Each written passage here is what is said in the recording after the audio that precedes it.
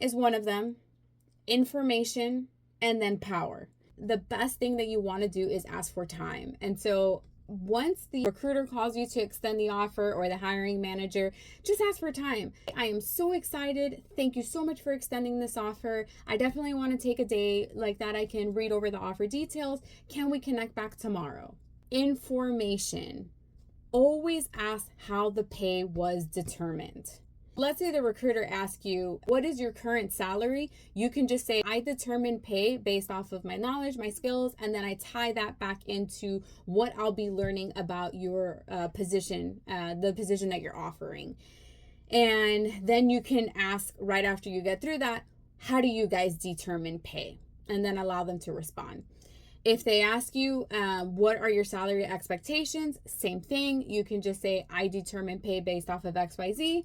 What is the salary range you're offering for this role? Again, you're not going to want to give a specific number like that. You can leave it open to your interpretation up until you get to the interview phase. Now, even if you gave them a number at first, let's say, it's impossible to remember everything off the cuff. I will say once you start negotiating enough, these things just start to come a little natural. But for someone who's going into negotiation the first time, understanding some of the right things to say is obviously going to be beneficial, right? And it ties into that information pillar. So time, we talked about that. We talked about information. And now let's talk about bargaining power. At the offer phase, so obviously this is, you haven't worked for the employer just yet. During the offer phase, the bargaining power is higher for the candidate. And why? Because the employer is trying to fill that role. And by the time that they call you and extend the offer, they want you, right? That's it. You were the final selection. You were the best qualified person that they want to fill the role with. Because they want you, they absolutely want you to say yes. Your negotiating power is going to be very high. And I always say aim the highest during this phase because, again, they don't know much about how you work and the productivity, right? There's not a lot of rebuttals that they can bring up. And so aim high, but obviously don't misrepresent yourself.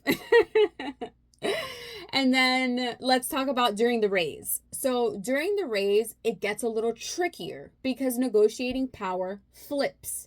It goes from the employee to the employer. Why? Because now they know you, they know your productivity, they know how much your work quality, right? Now they know how you work, and so they can bring up rebuttals. And this is where I say, well, now you can't bullcrap the employer.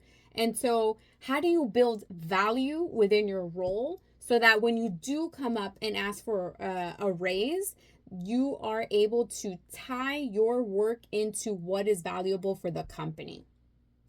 And I'm going to get a lot further in upcoming videos about raises specifically. This is especially where I like to help people because raises are significantly harder to attain than a salary increase during the job offer phase.